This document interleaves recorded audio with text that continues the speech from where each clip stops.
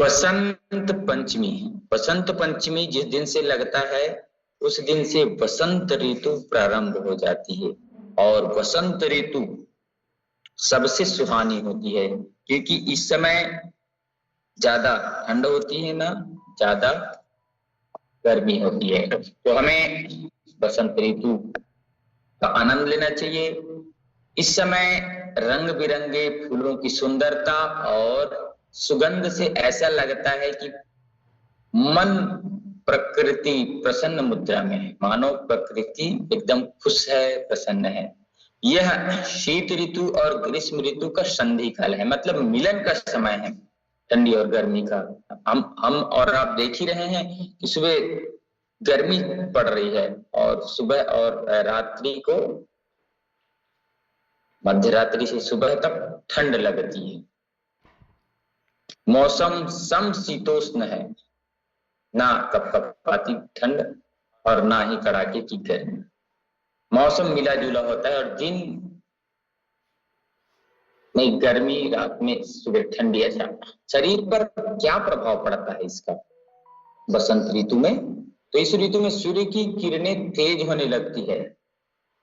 शीतकाल, हेमंत और शिशु ऋतुओं में शरीर के अंदर जो कफ जमा हो जाता है अभी ठंड के समय के कारण, वह इन किरणों से गर्मी से पिघलने लगता है। इसलिए ठंड, जब कफ पिघलेगा तो सर्दी स्वाभाविक होगी। जो कफ दोष संचित था वह निकलेगा ही ना। तो हम बोलते हैं अरे मौसम के कारण है, लेकिन शरीर स्वतः ही उसको निकालना चाहता है। सर्दी, खांसी, जुकाम, नजला, दमा, खराश, टॉन्सिल, पाचन तंत्र की भी विकृति देखने को मिलती है, कमी हो जाती है, जी मिचलाता है आदि रोग उत्पन्न हो जाते हैं। वातावरण में सूर्य का बल बढ़ने और चंद्रमा की शीतलता कम होने से जलीय अंश और चिकनाई कम होने लगती है। चंद्रमा की शीतलता कम हो जाती है तो फिर इसमें क्या क्या हो जाता है? जल अंश कम हो जाते हैं जो ठंड में थे और चिकनाई कम हो जाती है। इसका प्रभाव शरीर पर पड़ता है और दुर्बलता आने लगती है गर्मी के दिनों में। गर्मी जैसे जैसे बढ़ती है बसंत ऋतु में, इस ऋतु में खान पान का विशेष ध्यान रखना चाहिए हमें। ऐसे खान पान, अम्ल और मधुर लवण रस वाले पदार्थ खाने से कफ में वृद्धि होती है। तो एसिडिक चीजें और ज्यादा मीठी चीजें या ज्यादा नमकीन चीजें ठीक करके खाएं। हमेशा ताजा और हल्का सुपाच्य भोजन लेना चाहिए। कटु रस, तीक्ष्ण रस और कसाय रस सेवन करना चाहिए। कड़वा, कसैला और तीखा थोड़ा ले सकते। मूंग, चना और जौ की रोटी ले सकते हैं। अभी पुराना गेहूं और चावल ले सकते हैं। जौ है, चना है, राई है, भीगा अंकुरित चना है, मक्खन लगी रोटी है, हरी साग सब्जी है और उनका सूप भी ले सकते हैं। सरसों का तेल सब्जियों में, करेला, लहसुन, पालक, केले के फूल, जिमीकंद की सब्जी, कच्ची मूली, नीम की नई कोपले ले सकते हैं, सौंठ ले सकते हैं, पीपल ले सकते हैं, काली मिर्च का उपयोग कर सकते हैं, अरड़, बहेरा, आंवला का उपयोग कर सकते हैं। अलग अलग या तीनों को एक साथ।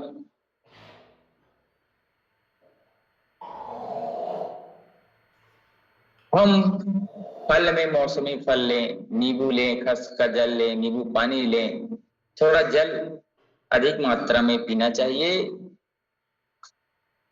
अदरक डालकर तथा शहद मिलाकर पी सकते हैं। इस मौसम में कहा गया है वर्षा का जल संचित करके रखा हुआ पीना चाहिए। कफ को कम करने के लिए वमन, मतलब गुनगुना पानी में पी करके उंगली डाल करके उल्टी करना चाहिए, जिससे जितनी कफ आदि की जो समस्या है वो दूर हो जाए। वमन क्रिया। नियमित रूप से हल्का व्यायाम करना चाहिए। देखिए तेज व्यायाम का समय गया है, हल्के व्यायाम, सूर्य नमस्कार सबसे अच्छा है इसमें, समानता के साथ धीरे धीरे करें, अथवा व्यायाम आसन करने चाहिए। सूर्योदय से पहले भ्रमण करने से भी स्वास्थ्य में वृद्धि होती है। हल्का आप घूम सकते हैं। इसमें तेल मालिश करके तथा उबटन लगाना जरूरी है। तेल मालिश आपको बताया था, उबटन लगाना है। हल्दी का उबटन लगा सकते हैं, बेसन का उबटन लगा सकते हैं,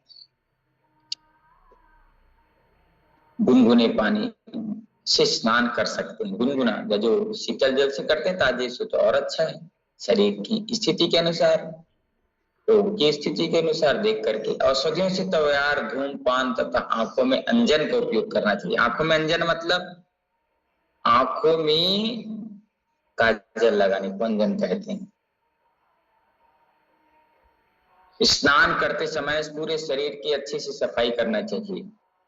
सिर पर टोपी व छाते का प्रयोग करना चाहिए धूप से बचने के लिए।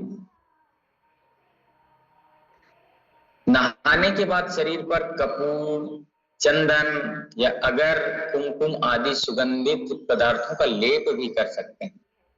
अरोमा थेरेपी बोलते हैं। अरोमा थेरेपी के बारे में आपने सुना होगा कि अरोमा थेरेपी में सुगंध से उपचार किया जाता है। सुगंध से मन प्रसन्न होता है ना, इसलिए प्रकृति इस समय सब तरफ पुष्प आदि, सरसों हो चाहे वह पलाश के फूल हो, बहुत सारे फूलों को इस मौसम में बेचते हैं ताकि मन प्रसन्न रहे। अपथ्य आहार, इस ऋतु में हमें भारी चिकनाई युक्त खट्टे, इमली है, अमचूर है व मीठे गुड़, शक्कर एवं शीत प्रकृति वाले पदार्थों का सेवन अधिक नहीं करना चाहिए। नया चावल है, उड़द है, रबड़ी है, मलाई जैसे भारी भोज्य पदार्थ का व खजूर का सेवन भी ठीक नहीं है। ठंड के मौसम तक था जितना हम खा सकें, सबको शरीर को पचाने के लिए दिन बड़ा था, मेहनत भी ज्यादा करते थे, व्यायाम भी ज्यादा करते थे, तो ज्यादा चीजें हम खा सकते थे। लेकिन अब नहीं खानी है, इस बात का हमें विशेष ध्यान रखना पड़ेगा।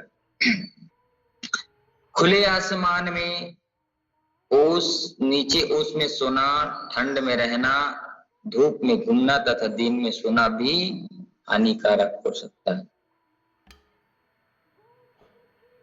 गर्मी आ रही है करके एकदम खुले में भी नहीं सोना, ओस की समस्या अभी इस समय रहती है।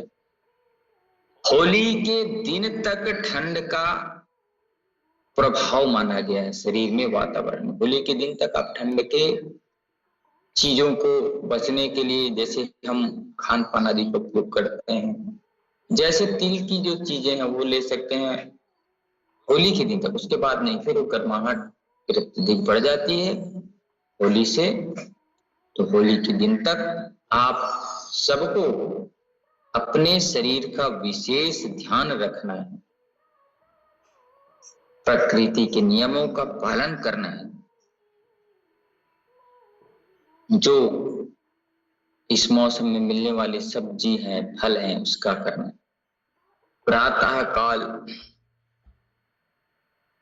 देख ताक करके खुले मौसम में या अच्छे वातावरण जहां है वहां अगर आपको टहलने का है तब टहलें, अन्यथा देख करके अपने साथ डंडा ले करके टहलने जाए तो ज्यादा अच्छा है विचरण करने, क्योंकि आवारा कुत्तों की इतनी ज्यादा भीड़ हो गई है, वह दौड़ा देते हैं लोगों। सुबह से गाड़ी इत्यादि भी चलना प्रारंभ हो जाता है, तो ऐसी जगह का चयन करें जहां पे शुद्ध ऑक्सीजन आता हो, शुद्ध हवा हो, मन प्रसन्नता पूर्वक समय, किसी से बातें चर्चा नहीं करना चाहिए, आराम से टहले। और पूरे देखिए हम क्या करते हैं, टहलने के समय गाना सुनेंगे, ईयरफोन लगा लेंगे, तो वो उस समय पूरा फोकस नहीं होता। अगर हमको टहलना ही है तो पूरा फोकस आपको टहलने पे लगाना चाहिए कि हाँ एक एक कदम चल रहे हैं, देख करके रोड को, आसपास को। हम खाली पैर चल रहे हैं तो महसूस करना चाहिए कि धरती माता का जो तत्व है, जो गुण है, वो हमारे शरीर पे आ रहे हैं, ऐसा भान हमको होना चाहिए। जिस चीज में लगे हैं वह चीज पूरे आपके फोकस में हो। भोजन कर रहे हैं तो भोजन से हाथ में भोजन पकड़े, ऐसे निवाला खाते तक और दांतों तक पूरा महसूस करना। पंच इंद्रियों का काम होना चाहिए। आंख से देखें कि हाँ, नाक से सूंघें, मुंह से खाएं, त्वचा से स्पर्श करें। पंच इंद्रियों का कार्य होना चाहिए, तभी वो पंच इंद्रियों से रस रक्त का स्राव होता है और भोजन का पाचन अच्छे तरीके से होता है। तो बसंत ऋतु, कई बार मौसम का ऊंच नीच होता है, जैसे अंग्रेजी माह को जब हम देखते हैं बसंत ऋतु में, तो मार्च और अप्रैल बताया गया है। कई बार अधिक मास होने के कारण मई तक भी चले जाता है। और कल से तो देख रहे हैं मौसम विकृत होते जा रहा है। कल 33 से 34 डिग्री तक था, अब देखिए 24 फरवरी 33 से 34 डिग्री, मतलब सोचिए आने वाले दिनों में क्या होगा।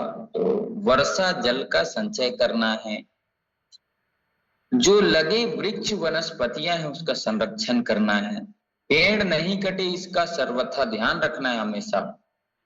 नए पौधे लगाना है और नए पौधे का संरक्षण करना है, संवर्धन करना है, उसको बढ़ाना है, इसका हमेशा ध्यान रखना। प्रातः काल की बेला में जितना जल्दी हो सके उठना, जितना जल्दी हो सके सोना, निश्चिंत होकर के सोना, भगवान की सन्निधि में रह करके सोना। सोते समय भगवान से ही प्रार्थना करना कि हे प्रभु, दिन भर मैंने किसी का बुरा किया होगा तो उसके लिए क्षमा, और आने वाले दिन को अच्छा करना कि मैं किसी का अहित ना कर सकूं, मेरे द्वारा किसी का अहित ना हो, मेरे द्वारा किसी की गलत ना हो, मैं सबकी सहायता कर सकूं, तथा संभव अपने काम को निष्ठा पूर्वक करना, पूरे लगन के साथ करना। उसके लिए प्रातः काल जल्दी उठ करके आपको योगाभ्यास करना पड़ेगा। 1 घंटा का योग आपको 23 घंटा को चार्ज कर देता है।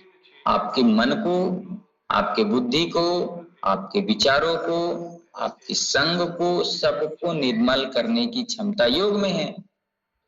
तो क्यों ना हम ऐसे योग को अपनाएं, क्योंकि योग जीवन जीने की कला है। योग सिर्फ हाथ पैर मार लेना नहीं है, योग संपूर्ण शरीर के संपूर्ण आचरण है, पूरे जीवन जीने की कला है। आप पढ़िए, मैं तो आपको शुरू से निवेदन करता हूँ कि आप अध्ययन करिए। अध्ययन जितना करेंगे उतना अच्छा। मोबाइल सर्च करके अध्ययन करिए।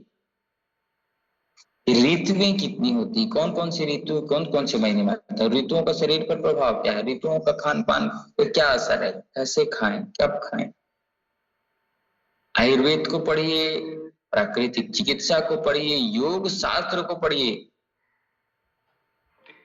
हमारे महान ऋषि मुनि गण में हैं, उनको पढ़िए, तो आपको बहुत अच्छे से अपने शरीर विज्ञान, शरीर क्रिया विज्ञान, फिजियोलॉजी, एनाटॉमी को आप जाने, शरीर की क्रिया को पहचाने, तब हमारा भला हो सकता है। गायत्री मंदिर में प्रतिदिन प्रातः 6 बजे से निःशुल्क योग की कक्षा लगती है, जिसमें आकर के आप व्यक्तिगत रूप से जुड़ सकते हैं, क्योंकि ऑनलाइन की बात अलग होती है और फिजिकल सामने रह करके आप किसी चीज को देखें, परखें और पूछें तो ज्यादा अच्छा होता है। तो सभी का स्वागत है, आइएगा। प्रातः काल की सुंदर बेला में आप सभी का स्वागत है। आप आकर के योग की बारीकियों को और जान सकते हैं।